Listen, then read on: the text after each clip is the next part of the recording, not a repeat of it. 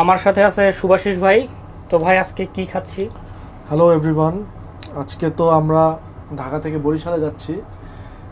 বরিশালের সবচেয়ে জনপ্রিয় নৌযান এমভি মানামিতে আছি আজকে। তো মানামিতে আজকে আমরা খাচ্ছি, অবভিয়াসলি ভাত খাচ্ছি। দুইজনের ভাত আছে এখানে 60 টাকার। এখানে আলু ভর্তা রয়েছে প্রতি পিস 10 টাকা করে, চিংড়ি ভর্তা রয়েছে প্রতি পিস 20 টাকা করে। তাছাড়া আমরা নিয়েছি আজকে ইলিশ মাছ, কজ ঢাকা বরিশাল নৌপথে যতগুলি নৌযান চলাচল করে আমার কাছে পার্সোনালি মানামির ইলিশ মাছ রান্নাটা অনেক মজা লাগে। ইলিশ ভুনা, হ্যাঁ ইলিশ ভুনাটা মজা লাগে, সেজন্য ইলিশ ভুনা অর্ডার করেছি। আর নয়নদার জন্য চিকেন, আর অবভিয়াসলি ডালের চচ্চড়ি তো থাকবেই। সো 2 প্লেট ডালের চচ্চড়ি রয়েছে 60 টাকা। আর সাথে রয়েছে আমাদের কমপ্লিমেন্টারি সালাদ। এখানে ওনারা শসা, পেঁয়াজ, লেবু দিয়ে, মরিচ দিয়ে ওনারা সালাদ দিয়েছেন, যেটা অবভিয়াসলি কমপ্লিমেন্টারি। এবং আমরা এখান থেকে পানি নিয়েছি 40 টাকা। আর এই ইলিশ ভুনা হচ্ছে প্রতি পিস 200 টাকা করে, আর চিকেন 120 টাকা। ঠিক আছে, তো আমরা এখন শুরু করি। প্রথমে খাচ্ছি আলু ভর্তা দিয়ে, লঞ্চের আলু ভর্তা।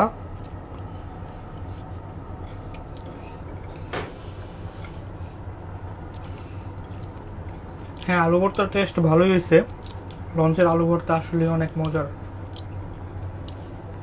ভাই আপনি তো চিংড়ি ভর্তা খাচ্ছেন, কেমন হয়েছে? হ্যাঁ, আমি চিংড়ি ভর্তা দিয়ে শুরু করেছি। চিংড়ি ভর্তার টেস্টটা বেশ ভালো, ঝালটা একদম পারফেক্ট। আর বেসিকলি একটা জিনিস, সেটা হচ্ছে এটাকে চিংড়ি ভর্তা বলা হলেও এটা যখন প্রিপেয়ার করে এটার ভিতরে আলু থাকে, আলু আর চিংড়ির মিক্স থাকে, যেটা কমপ্লিটলি আলু মানে চিংড়ি ভর্তা বলা যায় না, এটা আলু আর চিংড়ির একটা মিক্স বলা হয়। বাট ওভারঅল টেস্টটা ভালো, আলুর কারণে চিংড়ির কারণে একটা ভালো একটা ফ্লেভার আসে। সো মানামি রান্নাবান্না বরাবরই ভালো, আজকেও ব্যতিক্রম না, যথেষ্ট ভালো। এবার খাবো চিংড়ি ভর্তা দিয়ে।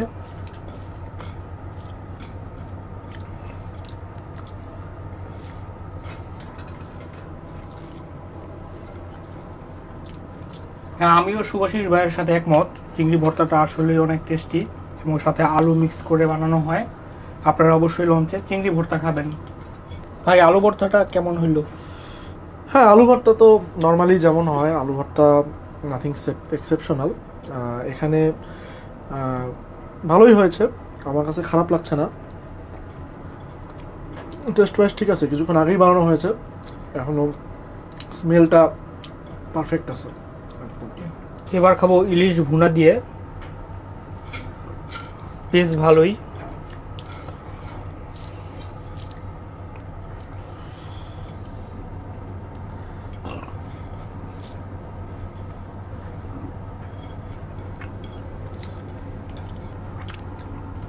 ইলিশ ভুনা খুবই ভালো হয়েছে, মাছটা একদম ফ্রেশ, মাছের স্মেল পাওয়া যাচ্ছে।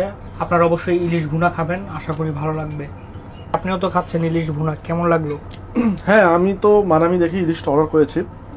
ইলিশ মাছটার স্পেশালিটি হচ্ছে, আমার কাছে মনে হচ্ছে মাছটা আজকেই কেনা হয়েছে।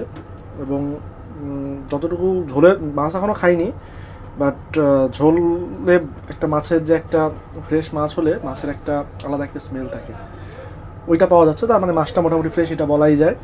আর মানামির ইলিশটার ডিফারেন্স হচ্ছে ওরা সরিষা সহ পেঁয়াজ দিয়ে একটা ভুনা করে, যে কারণে অ্যারোমাটা খুব ভালো আসে আর কি। এই জন্য আর কি মানামিতে ইলিশটা অর্ডার করা। আমার মনে হয় অন্যান্য যে কোনো লঞ্চের থেকে ইলিশ ভুনাটা ওরা ভালোই করে আর কি। সো আপনারা যারা এখানে আসবেন, আমার মনে হয় ইলিশ মাছটা অবশ্যই ট্রাই করা উচিত আর কি। এবার খাবো চিকেন দিয়ে। চিকেন 3 পিস, দাম 120 টাকা। রান আছে, এই যে আর এক পিস, আর এই হচ্ছে আর এক পিস।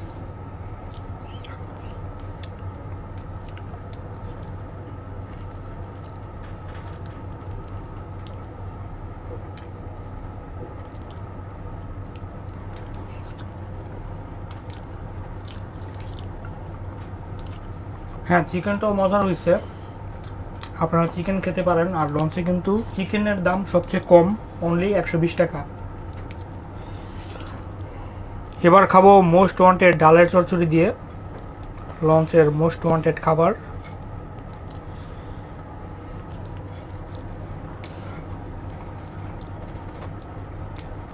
ডালের চচ্চড়ি অলওয়েজ বেস্ট, এটা আপনি যে লঞ্চেই যান সব লঞ্চেই বেস্ট এটা। লঞ্চে যদি ভ্রমণ করেন তাহলে ডিনারে অবশ্যই ডালের চচ্চড়ি রাখবেন। এটা মাস্ট একটা খাবার। ডালের চচ্চড়ি কেমন লাগলো আপনার? ডালের চচ্চড়িটা ভালোই হয়েছে। নর্মালি আমি তো আসলে খাওয়া শেষ, সব কিছুর সাথে আমি ডালের চচ্চড়ি খেয়েছি এবং ইটস ভেরি গুড। শুভাশিস ভাই, ডিনার তো কমপ্লিট, তো কেমন লাগলো ওভারঅল? হ্যাঁ, ডিনার কমপ্লিট। এখানে একটা কথা আসলে না বললেই নয়। আসলে রিসেন্ট ডেইজে যতগুলি অপারেটর আছে সার্ভিস ওরিয়েন্টেড দিক থেকে, মানামি এখানে সব মানে ডিস্টিংক্টলি আগানো, মানে অনেকটাই আগানো। ওদের সার্ভিসে সব কিছুই এত ডিফারেন্ট এবং এতই ভালো যে এটা আসলে তফাৎটা খুব সহজেই চোখে পড়ে। রান্নাবান্না তো ডেফিনেটলি ভালো, এবং সবচেয়ে বড় যে ব্যাপারটা এখানে সেটা হচ্ছে কর্তৃপক্ষ হাইজিনের ব্যাপারটা খুব ভালো মেনটেন করে। আমি জানি না আপনি দেখছেন কিনা, ওরা যখন খাবারটা সার্ভ করে, ওটা যখন ওরা খাবারটা নেয় তখনই ওরা একটা পলি দিয়ে খাবারটা আটকে দেয়। আজকেও ছিল এবং প্রতিদিনই দেয়। যারা সার্ভ করে ওনারাও মাথায় অনেক সময় দেখি যে হাতে গ্লাভস থাকে, বা ওইভাবে প্রপারলি যেভাবে হাইজিনটা মেনটেন হয় ওনারা চেষ্টা করে হাইজিনটা মেনটেন করা, যেটা অন্যান্য যে কোনো লঞ্চের চেয়ে বেশি, এবং এই জিনিসটা অবশ্যই প্রচণ্ড অ্যাপ্রিসিয়েবল।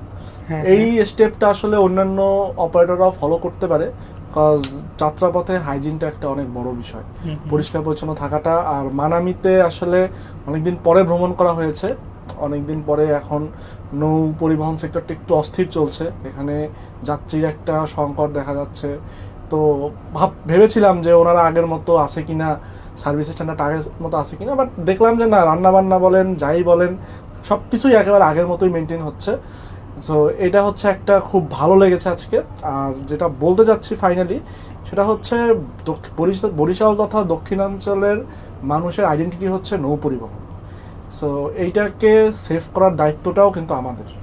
সো আগে ভুল ত্রুটি লঞ্চ অপারেটর যা ছিল, সো যদি সম্ভব হয় আমার মনে হয় যে মানুষের উচিত লঞ্চে ট্রাভেল করা, লঞ্চের জার্নিটাকে এনজয় করা আর কি। বিকজ মানুষজনের প্রিফারেন্স পাইলেই বরিশাল রুটের দক্ষিণাঞ্চলের যে এই হেরিটেজটা, যে লেগেসিটা চলে আসতেছে কয়েক দশক ধরে বা প্রায় 100 বর্ষ হতে পারে, এই জিনিসটা তাহলেই টিকে থাকা সম্ভব। আদারওয়াইজ আসলে এটা টিকিয়ে রাখা সম্ভব না, এবং এটার জন্য আসলে আমাদের সবাইকে আগায় আসতে হবে, এটা আমি মনে করি আসলে। ঠিক আছে, আপনাকে অনেক অনেক ধন্যবাদ। জি।